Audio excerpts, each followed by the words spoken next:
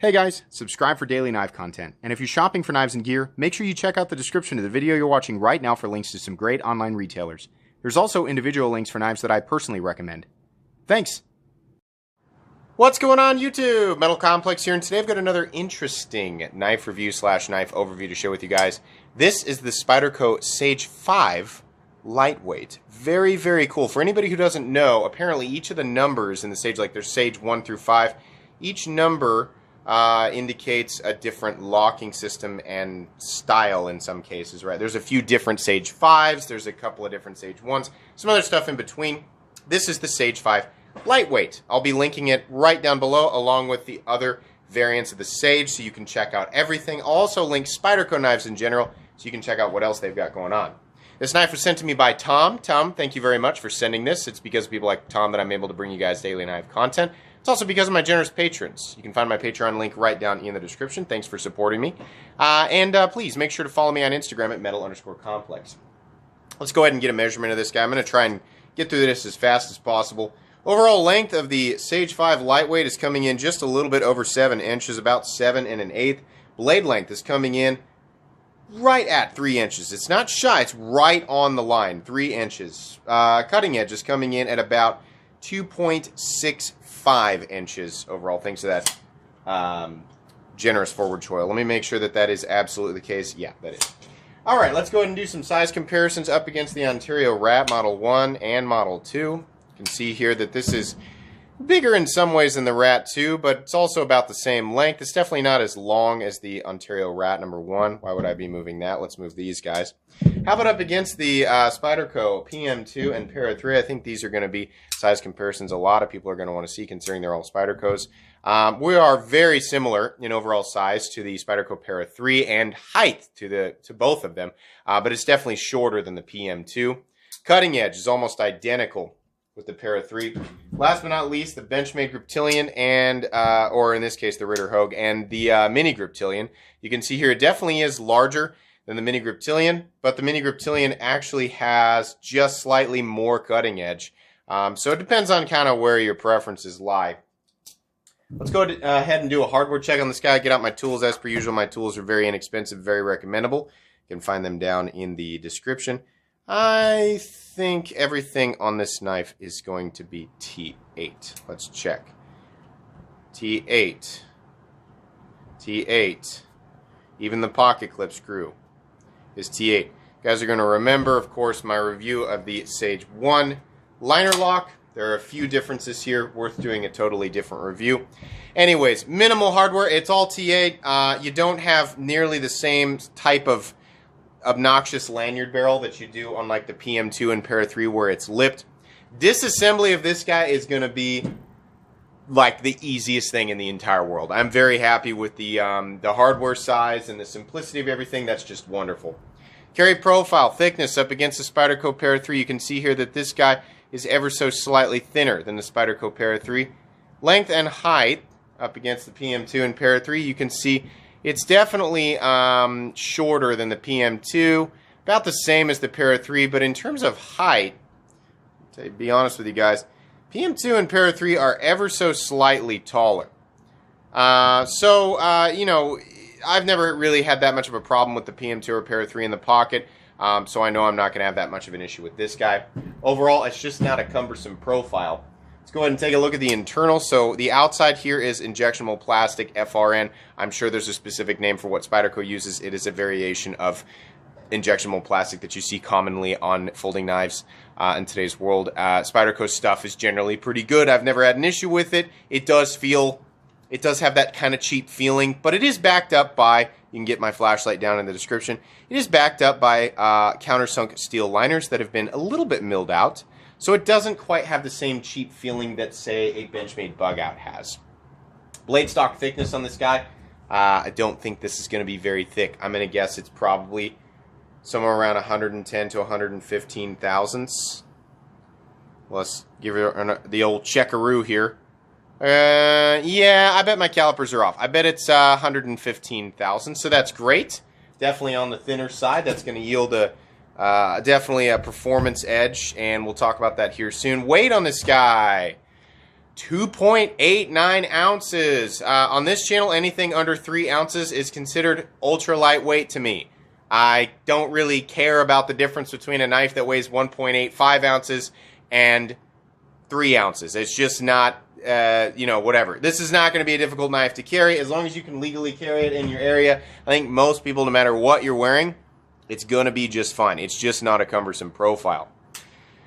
Let's go ahead and talk about the anatomy of this knife. So, excuse me, we've got these FRN scales, and they have this kind of, I don't know, you could kind of call it dragon scale or whatever you want to call it. The interesting thing is that these scales, you can see they move towards each other, and they center on this little crest right here. Now, aesthetically, this doesn't look beautiful to me. It says Spyderco Sage. I know that, I mean, theoretically, under normal circumstances, if I was holding this knife, I would have purchased it. This is a loaner from a viewer, but had I purchased it, I'm probably going to know what it is, right? So I don't know why we need to have that there. But these, anyways, it's just an aesthetic thing. It's not really hurting anything. These scales sort of meet up here, and they're going in different directions. What's the benefit there? Well, as you're holding on to it, your hands are going to move around a little bit while you're using it. And the nice thing is that the ergonomic lines on this thing are nothing short of, well, essentially they're flawless. Ergonomically, this knife is basically flawless. That's even including the clip, the wire clip is not an uncomfortable clip to squeeze into. The edges are nicely knocked down. Really, really nicely knocked down. And this texturing is not aggressive, but it's multi-directional. So even if your hands aren't likely to move around too much because of the ergonomic lines, but they will a little bit. And that texture provides grip without being so aggressive that it's going to be painful to bare hands. It's also going to be very beneficial if you're wearing gloves. It's really hard to argue against this. I mean, as coming from somebody who doesn't like injection mold plastic, I mean, my goodness, is this done well? It's excellent, excellent, excellent, excellent. To kind of push the whole ergonomic thing forward, I love knives. I'm big into knives that you can choke up safely behind the cutting edge. You can get right up behind that edge, and I can get the full meat of my finger in there and still get a full 4-finger position. If I really want to, despite this thing being just a tad over 7 inches, I can actually choke back and still get a full grip on this guy. We're an XL glove, which means I have essentially normal sized hands, right? So most people are going to have the same experience or better than me. If you have truly XL hands, like meaning you wear a 2XL glove or larger, then maybe not. But even still, choking up, you can see how much room is still left over while I'm choking up. This is very comfortable. Either way, no matter where the pocket clip is mounted, it's just fantastic. I love it. It's using the compression lock, which I got to say I prefer over the liner lock version of the Sage. They did the liner lock version of the Sage really well, but after carrying the Para 3 for so long, I've just come to appreciate and prefer the ease of manipulation of the compression lock. It's simply just a couple of movements, right? The liner lock, as I don't know if you guys will see it this weekend or next weekend, I actually compared the two locks, and there's one additional movement in a liner lock. I'm not going to discuss it here because I discussed it in depth in that other video that you guys will see at some point. But essentially, you pull it from the pocket, you deploy it, you use it, and then you just close. That's it. It's that simple. That's why I like the compression lock. It's not super friendly to left-handed people all the time because most of the time when Spyderco does a compression lock, it's for right-handed people. So that's kind of a bummer. There is a mounting position for the pocket clip on the left side of the knife, so if you are left-handed, you can still do it. You're just not near. My go-to for disengaging this with my left hand is to hold it like this and use my thumb. You can do it. You're not nearly in a secure grip situation. On this side, I'm gripping it here and using my index finger. There's a lot more surface contact, and I'm a lot more stable holding on to it. Is it possible? Yes. Is it as convenient for left-handed people? No. It is what it is. I'm glad they at least made the mounting position on the left-handed side. Moving up here, you can see that this knife is using CPM S30V steel, which is just fine for the price, which we'll talk about. This is a Taichung, Taiwan Spyderco. They do an excellent job. Most of you guys know this, but I still feel like, judging by the comments from past videos, I still have to point this out for some people. Taiwan is not China, geographically or politically. It sounds crazy that I have to say that, but just so you guys know. because I know that that's a big deal for people nowadays. I get it. I always prefer to buy the majority of my knives from the United States because I live here and home country manufacturing is important to me. Will I shy away from a Taiwan-made Spyderco? No. They are excellent, and this is no exception. As you can see, the action on this guy is wonderful. It basically falls shut. It swings freely, easily. You can do the reverse flick with this guy. You can do the sort of Spidey drop, whatever. You can do the thumb thing. You can simply wheel it out like a normal human being, whatever you want. Ease of manipulation here, again, flawless. Flawless. It is so easy to use. Incredible. Part of the reason why I enjoy the compression lock so much.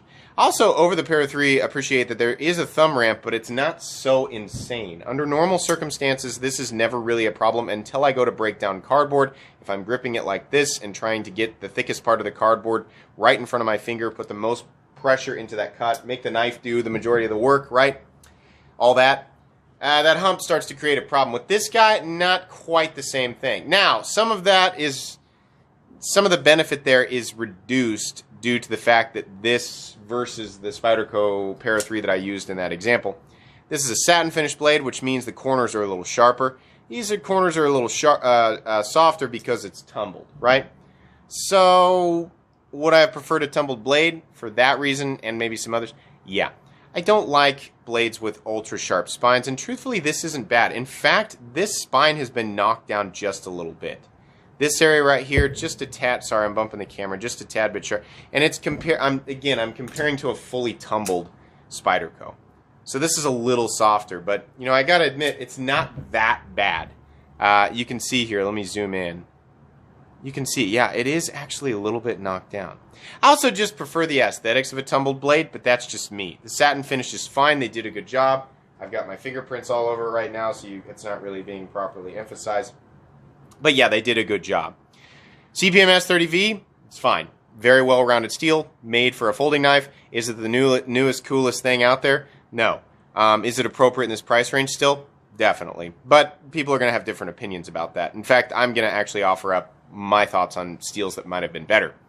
The hole here is fine, but again, it's just a little bit sharp, especially right there, which is fine. That's not really the area you're going to be engaging. I mean, truthfully, I could probably open and close this 100 times and it wouldn't bother my hands. I'm just pointing it out to you guys.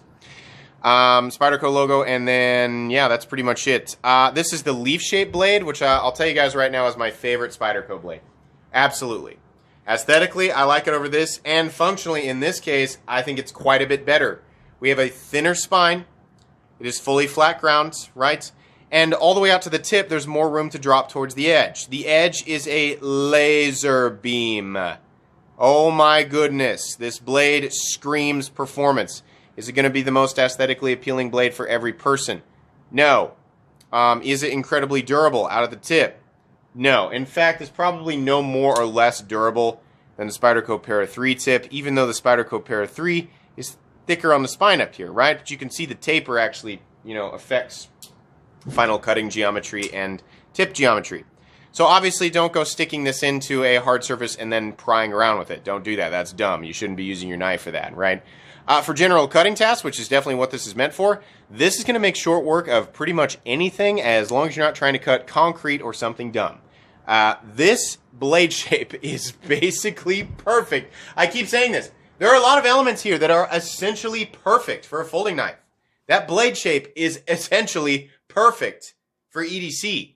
And, I mean, however you define EDC. If you define EDC as, what's a ridiculous example? Prying the door off of a bomb shelter. If that's EDC to you, okay, that's weird. That's not my everyday, though. That's not the average person's everyday. Yeah, for general, for the common man, yeah, this blade shape is essentially perfect for EDC. It is wonderful. I wish it had a freaking sharpening choil. I don't know why Spyderco refuses. I've heard that they say, well, if we put it, well, actually, this is a rumor. I've never actually heard Eric Glesser say this. I heard that the reason they don't do sharpening choils is because stuff gets caught in there while you're cutting, and it can slow you down. Like when you're choking up on it and you're trying to get that cut right up against your index finger right? The heavy pressure cuts, then stuff gets hung up in there, and it's, I don't know, maybe that's the case. I mean, I can see that happening. I kind of would still prefer that there was a sharpening choil. Does that render the blade useless? No, it just makes it a little weirder every time you sharpen it. It'll still cut, right? But, okay. Moving on here. We have a lanyard hole. It is tiny. It is there. It's not in the way. We have a couple, well, we have a standoff. We got 2 standoffs, and then we have the barrel for the lanyard. Whatever. The lanyard hole is not in the way. I don't really care. Wire clip. Not my favorite thing aesthetically, but boy, does it work. In and out of the pocket, super easy. Very comfortable on the hand. There's no area that's sharp because it's a lot like a paper clip in that it is rounded everywhere. So that's fine. Also love that it's got one T8 screw holding it in. And that same screw is part of the structural integrity. It's part of what's holding in the standoff. Excellent. It's just so good. And it carries plenty deep too. Barely anything sticking up out of the pocket. On this side you have another adjustment head. I believe these are captive, so you're not really going to have an issue. In fact, I believe that uses the bushing pivot, so I think it can just be cranked down the same way every single time, and you're always going to have the same action, which is great. Blade play, non-existent. Up, seriously, I'm wrenching on this thing right now. You can't really see it, but I'm actually, you can see it actually, no blade play. Oh, that's satisfying in such a lightweight design. Up, down, left to right, I've never really had an issue with the compression lock. It's always great. Compression lock is plenty strong for what it is. We don't need the strength of the triad lock in something like this, and frankly, I don't think anybody really needs the strength of the triad lock. If you find yourself needing the strength of the triad lock on a daily basis, you probably need a different tool. Gonna keep saying that. Anyways, yeah, the compression lock is probably overkill for EDC, but it's great. So easy to manipulate. It's plenty strong, clicky, solid lockup. This also has a nice clicky detent. It's fine. Centering on the sky, dead on center. Right? Can we see it? Ooh, is it ever so? Am I imagining this? No. It's centered. It's centered. In any case, I imagine if yours is not centered, I've got an instructional video on how to center it. It's pretty easy, and this is going to be no exception. Okay, so what can I nitpick here? Well, FRN feels a little bit cheap, but that's a personal opinion thing. I wish it had a sharpening choil. Okay, not that big of a deal. I think my ideal version of this knife would be some, G10 to get rid of the, a lot of the cheap feeling is mitigated by the fact that we've got countersunk steel liners as reinforcement underneath it. You don't get that hollow feeling or that hollow sound like you would in a bug out. And then S30V's fine. I think I would have liked to see something a little bit different. I'd honestly love to see some sprints or just some other versions of this knife with different steel, but as it is, it's totally fine. I'd love to see a Spy 27 version of this with blue, like dark blue G10, or some form of G10, but I'm sure they won't do that. I'm sure they'll do FRN. Okay, but really, I mean, these are just minor nitpicks. Guys, this is one of the most excellent EDC folding knives ever. It's the same thing that I said about the Sage 1 in G10 that was a liner lock. If I could mix the Sage 1 and the Sage 5 together, right? I mean, if this had been Maximate and Gray G10 with the compression lock, I'd have just died. I love Maximate. I'm at a year and a half with this thing. And again, I don't use my knives crazy hard every day. I might use my knives 5 to 10 times a week.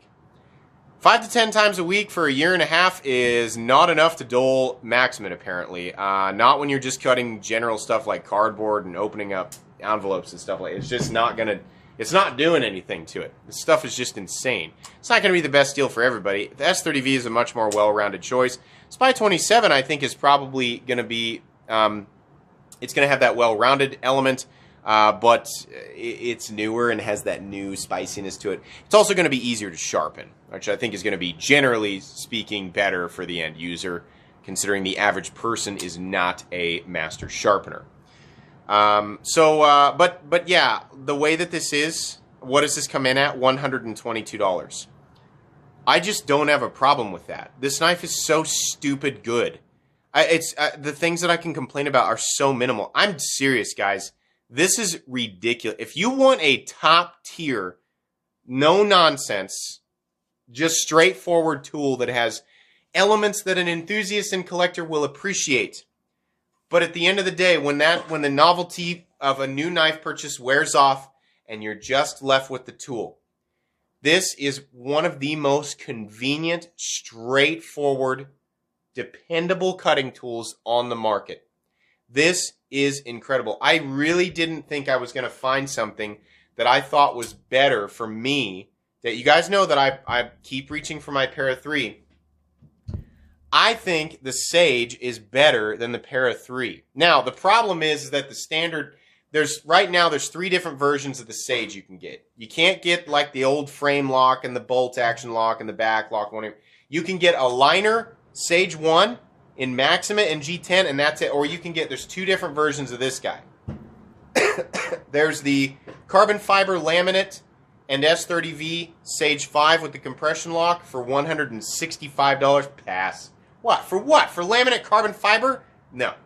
Or you can get this version, which is the better version. I mean, if you like the laminate carbon fiber, then don't listen to me. You can get this version in the injection mold plastic and S30V for $122. This version and the Maximum version are the 2 best versions, right? But the Maximum version's $205 and it's a liner lock, right? So if you want the best of the best in the compression lock, world of the Sage, it's this guy. And honestly, I think this knife is better than the Para 3. I think this is one of the best Spyderco knives that has ever existed. This is crazy. This is so good. It's so, so good. And the fact that it comes in at a reasonable price just makes it that much better. Add this to your collection, guys. Normally at the end of reviews, I don't say absolutely buy this. This is seriously a knife that just about everybody can enjoy, no matter who you are. You're new? Are you new to the knife world? Pick up a Sage 5. Have you been around for a long time? Pick up a Sage 5. Are you a collector? Pick up a Sage 5. Are you a user? Definitely pick up a Sage 5. Are you an enthusiast who appreciates the fine details of a knife outside of its utilitarian elements? Pick up a Sage 5. That is excellent. So good. Guys, that's going to be pretty much it for today's video. Like I said, you can find this guy and all the different variants right down in the description, as well as Spyderco knives in general, if this guy's not doing it for you. Thanks again to Tom for lending this guy to me. Be sure to follow me on Instagram at metal_complex. If you enjoyed this video, please leave a like. If you'd like to check out my other content, I do, of course, have lots of videos of knives that are either expensive or inexpensive that I do or don't like, so check those out. And if you enjoy all my content, go ahead and click on that Metal Complex logo right there and subscribe because there's definitely more coming. Thanks again for watching, everybody, and have a great day.